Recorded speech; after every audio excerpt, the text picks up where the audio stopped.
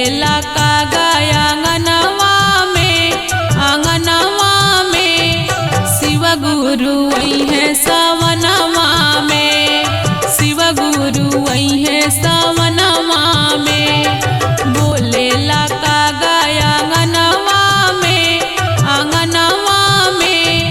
शिव गुरु है सवनवा में, शिव गुरु है सवनवा में।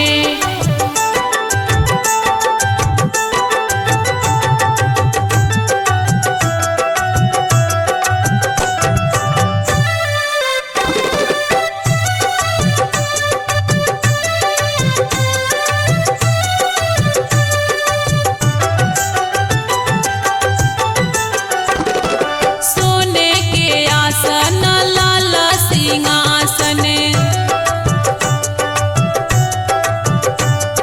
सोने के आसन लाल सिंहासन। आसन लगैबो आंगनवा में शिव गुरु है सवनवा में, शिव गुरु है सवनवा में। बोलेला कागा आंगनवा में शिव गुरु है सवनवा में।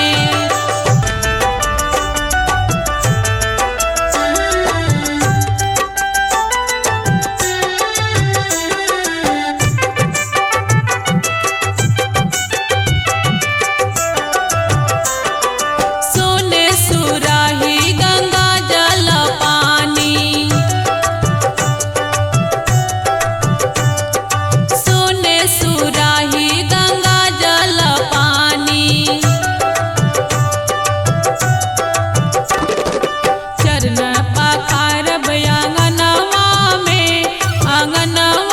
में शिव गुरु है सवनवा में, शिव गुरु है सवनवा में। बोलेला कागा आंगनवा में शिव गुरु है सवनवा में।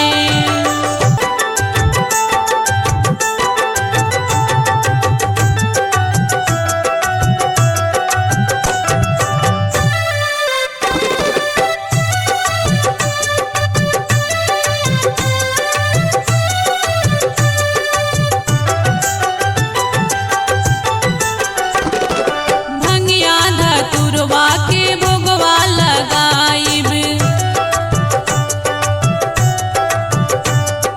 भंगिया धतुरवा के भोगवा लगाइब। आरती उतारब आंगनवा में शिव गुरु है सवनवा में, शिव गुरु है सवनवा में। बोलेला कागा आंगनवा में शिव गुरु है सवनवा में।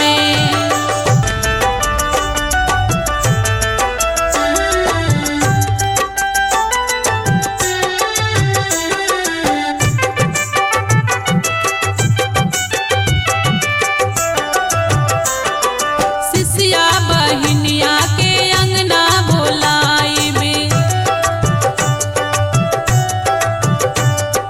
सिसिया बहिनिया के अंगना बोलाइबे।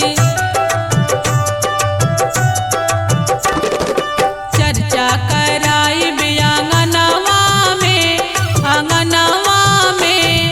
शिव गुरु है सवनवा में, शिव गुरु है सवनवा में।